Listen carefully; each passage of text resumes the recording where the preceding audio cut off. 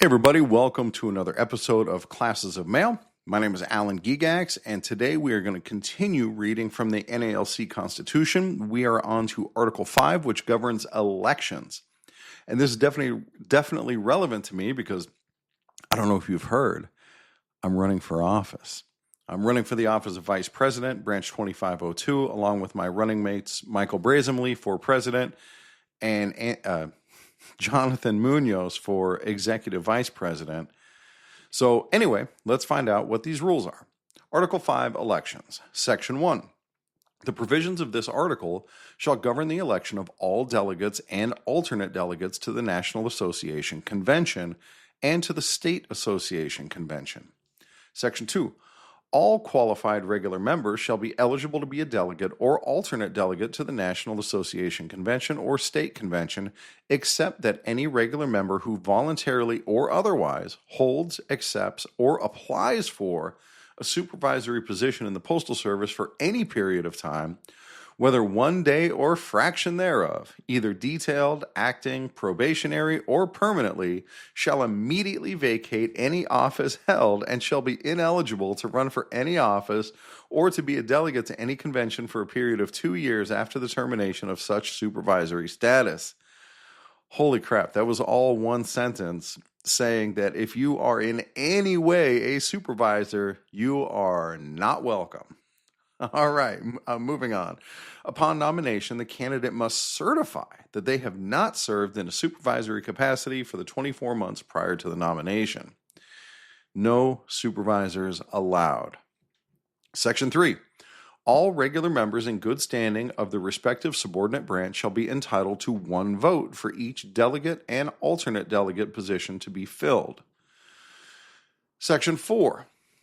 Election of delegates and alternate delegates to the National and State Association Convention shall be made no later than December of the year preceding the convention year. No less than 45 days before each election, the Secretary shall mail to every member at their last known address notice of the election, stating that the election for National and State Association delegate and alternate shall be held at the time, place, and manner for nomination and election. For purposes of this provision, the requirement that notices be mailed may be satisfied by publication of the notice in the postal record or in state or branch publications that are mailed to the last known address of the member. All right, so again, this is for being elected as a delegate to the national or state convention. And it looks like anybody can be voted on to be a delegate. Like there are some restrictions in my local bylaws that say if you want to be a paid delegate where the branch pays for your travel, then you have to have attended at least 8 meetings each of the last 2 years, 8 branch meetings. But this just says you have to be elected to be a delegate. So that is good to know. Next, Section 5. Each regular member shall have the right to nominate a candidate for the National and State Association delegate or shall have the right to nominate a candidate for National and State Association delegate or alternate delegate. B. Each candidate shall be nominated at a regular or special meeting of the branch not less than 4 weeks before the date of the election, but not less than 10 days after the notice of nomination and elections has been sent out.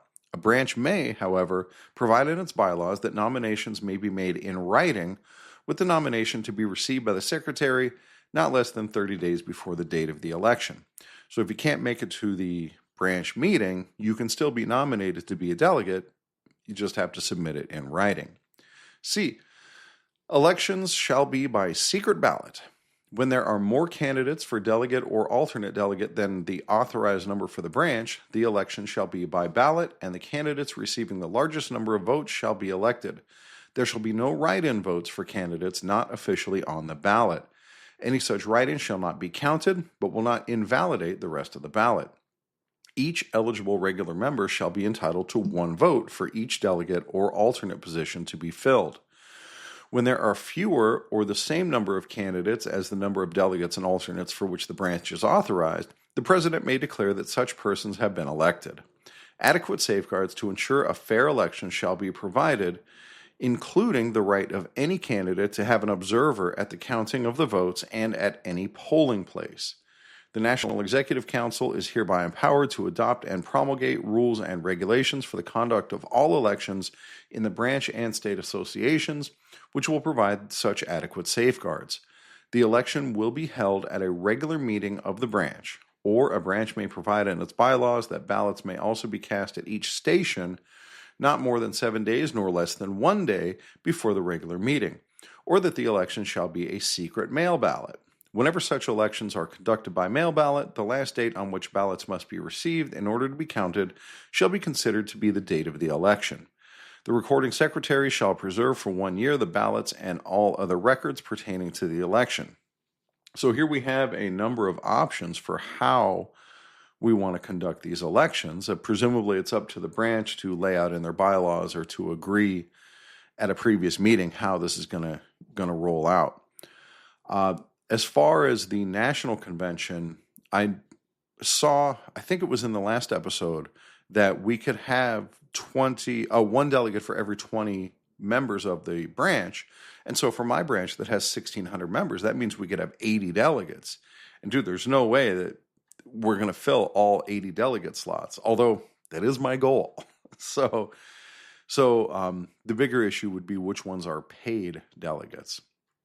All right, moving on. Article 6. Hey, that's the end of Article 5. So it was only about... Oh, no, I'm sorry. I got to finish reading. Article 5. All right, Part D.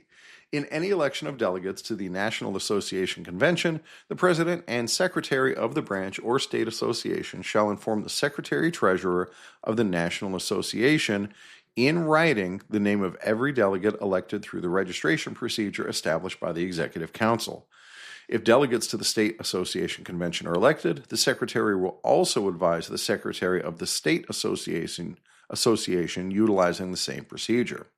So there you go. You get elected to be a delegate, and then the Secretary of your branch sends it in.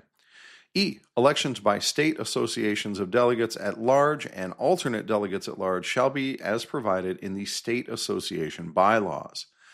Oh, you know what? At some point, I'm going to have to get a hold of my state association's bylaws because honestly, right now, I don't even know what they do. So, all right, moving on. Article 6, Officers and Elections.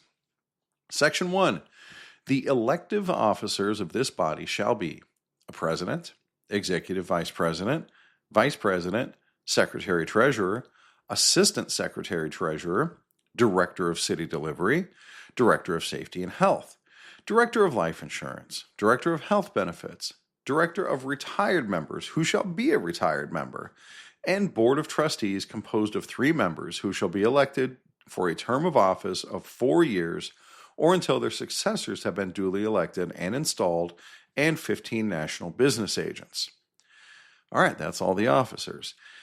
The elected officers shall, by virtue of their office, be delegates to the National Convention. In addition to their salaries, all elected officers shall be entitled to reimbursement of all itemized expenses legitimately incurred in conduct of the affairs of the Union. All right, so that's pretty broad.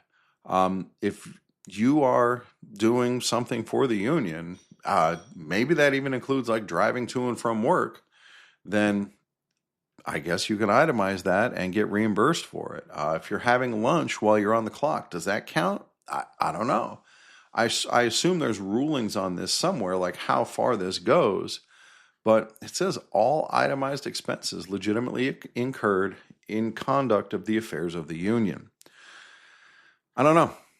There's definitely something worth exploring further. Section 2. Every 4 years, nominations for officers of the Union shall be called by the chairperson of the convention on the 3rd day, Wednesday, of the convention. The chair shall call for nominations from the floor for each national office separately. Any delegate may nominate an eligible member for any one of the following national offices. And here's the big list again.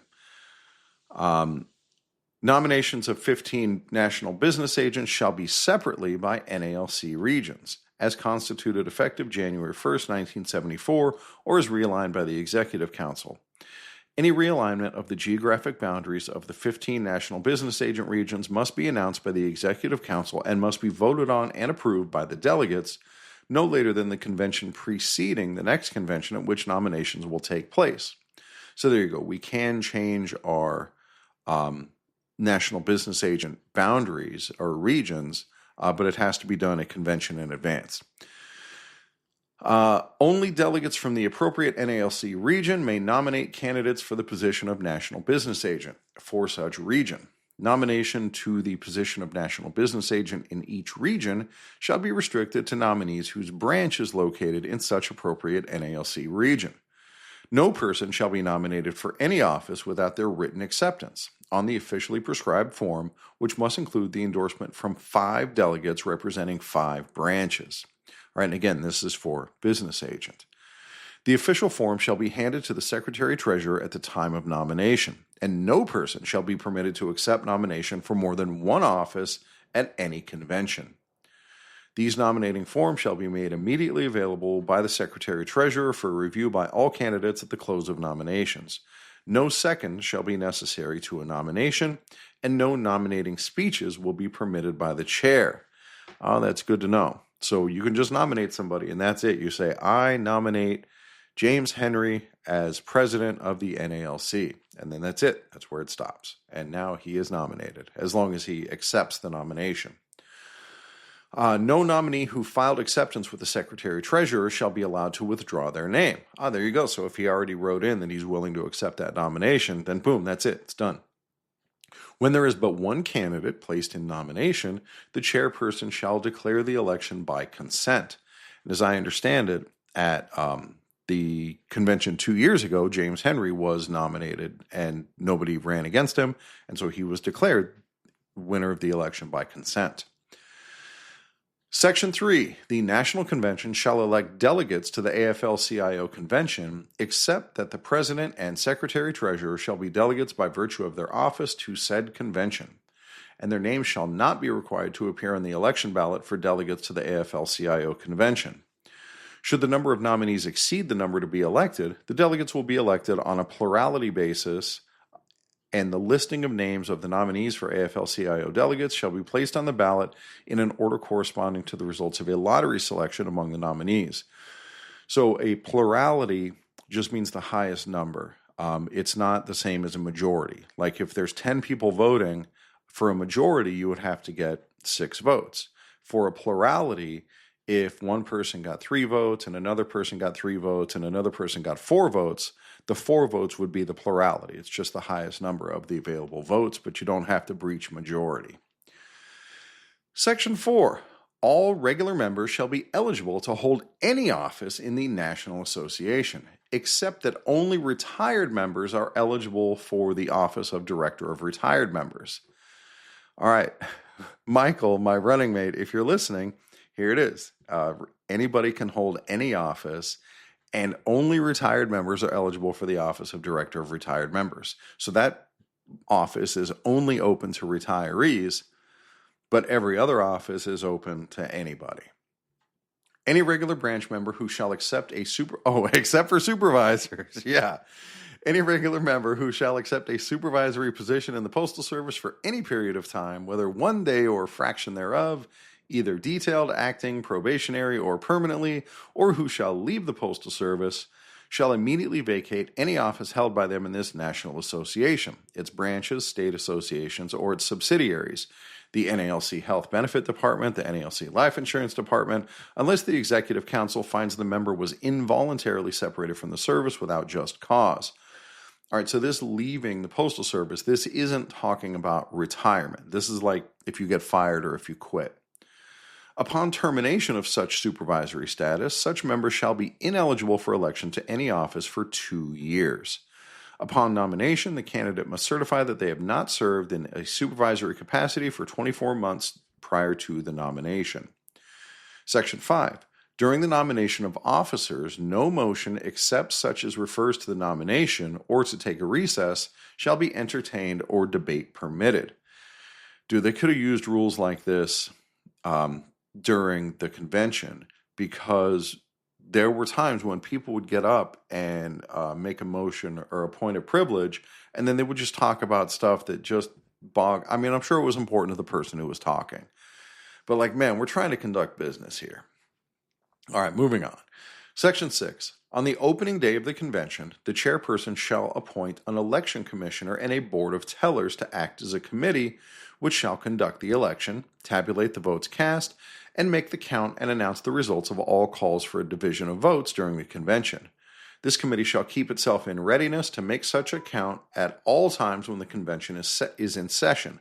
When a teller vote is being taken, the doors of the auditorium shall be closed while the vote is taken.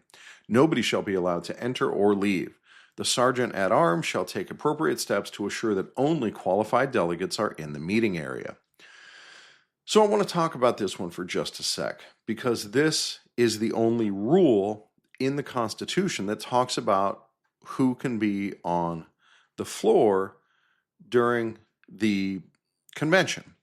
And there is a guest seating area, but it's not required that the guests sit there. Guests can sit with their branch, which I was doing during the convention. Again, there's no rule about this except for what we just read, that during a teller vote, when they're actually going to be counting people, then you can't be, if you're a guest like I was, then you got to leave, because only delegates can be on the floor because they're going to be counting each person. So, with that being said, I was sitting with my branch during the convention, even though I was only a guest. And every time there was a vote, I was quiet. And every time there was a division, I would stay seated. And then every time there was a teller vote, which happened surprisingly often, I would leave the area and go out into the exhibit hall until it was time to come back in. Until Wednesday. Then Wednesday, near the end of the day, my branch president, who was sitting 2 rows in front of me, gets up and walks out. Oh, I wonder where he's going.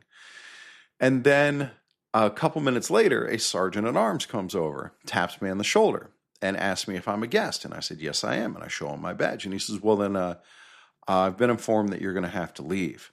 And so I don't want to make a scene. I get up and I go over to the guest area. And as soon as I get over there, I start reading the rules in earnest. And I read through this entire Constitution. And that's why I know this part, because I read this a bunch of times. I looked through all the rules for the convention because I'm a rules guy and I don't want to break the rules. But it turns out this is the only rule. And it's just that I have to leave if there's a teller vote. But there's nothing saying that I have to sit in the guest area. So I go find the sergeant at arms. And now, mind you, before I get to that, my branch president getting up and walking away, and then the sergeant at arms coming up, that's not a coincidence, right? I was told directly, not by him, of course, that, yeah, he went and told the sergeant at arms to remove me. Now, this is the leader of my branch. Did he come and talk to me and say, hey, I don't think you should be sitting here? No, he didn't. Did he tell me that, hey, I think you're breaking the rules? No, he didn't. He went and found the sergeant at arms and had the sergeant at arms remove me. And then once I checked the rules, I went and found the sergeant at arms. And I said, hey, man, we're all stewards here. And so you know that the first rule of just cause is there a rule? Or the first test of just cause, is there a rule? And I've been looking through these rules, and I don't think there's a rule that says I can't sit with my branch. And so he starts looking into it, and while he's looking into it, the session adjourns for the day. And so he's like, hey, I'm going to get to the bottom of this and make sure, find me tomorrow morning, and we'll get it squared away. So the next morning I come, I find the guy, and he says, yeah, absolutely, you can totally sit with your branch. And so I did. Went back and sat right back down 2 rows behind the president again. And it's just such a chicken shit thing to do. To kick me out of my own branch. For what reason? He never talked to me about it. I don't know. Just pettiness is the way it seems. But there I was, sitting right back behind him. You're not going to hold me down that easy. All right, moving on. Section 7. On the 4th day of each biennial convention, the chairperson shall appoint a national election committee consisting of not less than 5 members, none of whom, but that's all right, none of who shall be candidates for a national office, who shall oversee the conduct of the election of national officers. The members of the National Election Committee shall elect a chairperson from among the members and must retain the services of an independent, impartial balloting association to assist in the preparation, distribution, collection, and tabulation of ballots. The members of the National Election Committee shall be recompensed for their time lost and expenses. Recompensed means give you money. Section 8. As soon as practicable after the convention at which nominations for national officers have been made, the National Secretary-Treasurer shall furnish to the National Election Committee a list of all members eligible to vote. To be so eligible, a member must be in good standing as of June 1st of the election year. There shall be one membership-wide ballot issued in each of the 15 NALC regions authorized and established elsewhere in this Constitution, reflecting the names of all nominees for the positions of president, executive, and here's this big list again of all the people. And then, of course, the business agent for the appropriate region. The National Election Committee shall then be responsible for mailing ballots to all eligible members as soon as possible. This feels like a pretty short timeline because we have the convention in August, and then they got to get this big list compiled, get the candidates out, get the ballots printed, and then the voting, well, I'm sure they're going to say down here when the voting happens, but there's not a big lead time. Section 9. The listing of the names of the nominees for all national offices shall be placed on the ballot in an order corresponding to the results of a lottery selection among the nominees for each office. Section 10. Ballots shall be accompanied by a copy of printed voting instructions and 2 envelopes. The larger envelope shall be postage prepaid and shall be pre-addressed to a post office box established by the National Election Committee. The smaller envelope shall be used for securing the ballot within the return envelope and shall have no markings on it. Section 11. All regular members shall be entitled to 1 vote for each office to be filled. The voter shall indicate their choice for each of the officers by following the procedure established by the National Election Committee as set forth in the ballot instructions. The voter shall then seal the ballot in the smaller envelope, enclose this envelope within the large one, and mail it to the post office box printed on the larger envelope. Write-in votes shall not be valid. No markings shall be made on the ballot or the smaller envelope other than as indicated in this section. So there is a controversy about our previous ballots that they were numbered and that the number corresponded to each employee, and so you would know who sent in that ballot. Based on reading this, I would guess that it was that larger outer envelope that had the employee identification on it, but I'm not sure. I'm pretty sure this is part of what David Noble is suing about, but honestly, I haven't followed that super closely. Section 12. To be valid, ballots must be received by the time and date specified by the National Election Committee in the printed instructions, which will be at least 18 and no later than 21 days from the final date upon which ballots were mailed by the National Election Committee. On the date and at the time so specified, the ballots will be removed from the post office box by the National Election Committee and the balloting association retained by it, with at least 3 members of the National Election Committee being present. Section 13. The ballot shall be counted by the balloting association under the supervision of the National Election Committee. Each candidate shall be entitled to have 1 observer present during the counting of ballots. Observers present for each respective candidate at the counting of ballots shall not be permitted to interfere in any manner with the counting and recording of same. Observers shall abide by all policies and rules adopted by the balloting and election committees. In elections for all offices, the candidate or candidates where the election is for a group of identical offices, receiving the largest number of votes shall be declared elected. So again, this is plurality rather than majority. The final tabulation shall be certified by the Balloting Association to the National Election Committee. Said results shall be promptly certified by the National Election Committee to the incumbent Secretary-Treasurer, and the results of the election shall be officially announced by the Secretary-Treasurer in the next edition of the Postal Record. Section 14. The National Election Committee shall be authorized to decide by majority vote the validity of the ballots. All appeals in connection with the validity of the ballots or the election must be filed by a member in good standing with the National Election Committee not later than the 20th day of the month in which the announcements of the results is published in the postal record. Such appeals must be in affidavit form and must specify the basis of the appeal in detail. The National Election Committee shall pass on such appeals within 3 weeks after receipt thereof and may hold hearings if it deems necessary. The decision of the National Election Committee upon said appeal shall be final and binding. Section 15. In the case of a tie vote for a particular office, another election for that office shall be held among the candidates for whom an equal number of votes is cast. That would be a runoff election. In the event of the death of a nominee for any office, the incumbent executive council shall be empowered in its own discretion to take such action as it deems necessary, including the holding of new nominations and elections for the affected office or offices. I feel like if there's like 3 people running and the top vote getter dies, then it should just go to the second top vote getter. But I don't know, maybe there's some reason that this policy is in place that doesn't just work that way.